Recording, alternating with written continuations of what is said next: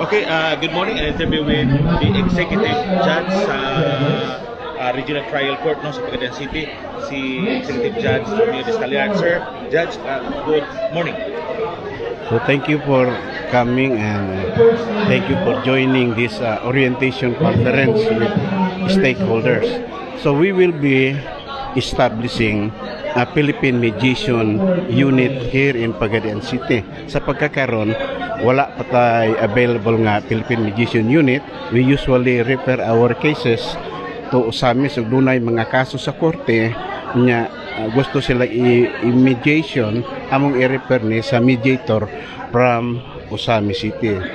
And then kung doon na gani compromise agreement, we will be issuing decisions based on the compromise agreement. Sa pagkakaroon, og naa na tay mediation unit diri sa Pagadian, mas maayo, mas dali na masolbad ang mga kaso. Kay ang kanang sa mediation good, mura man na og mga pamaagi bitaw nga kanang sa barangay no, kanang sa barangay o sa lupon i-mediate man pud na sa barangay captain aron masitel ang mga parties.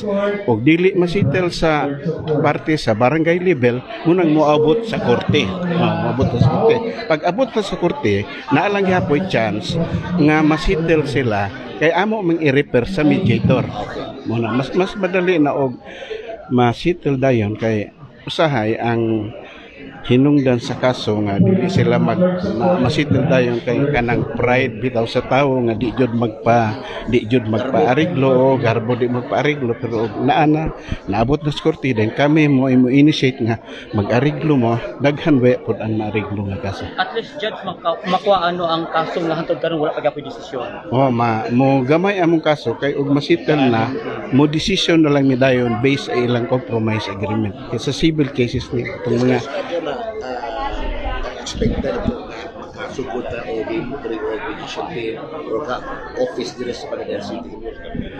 Gasugod man sila nga karon kunong tuiga next year 2026 mosugod na og process og kanang mo og kisa to mga qualified nga mediators, then i-evaluate pa man dito sa Supreme Court, then og mo undergo pud sila og training, mo undergo pud sila og process usa pa na ma-approve dayon mangita dayon may og space diri sa as an office aron madali po dayon nato.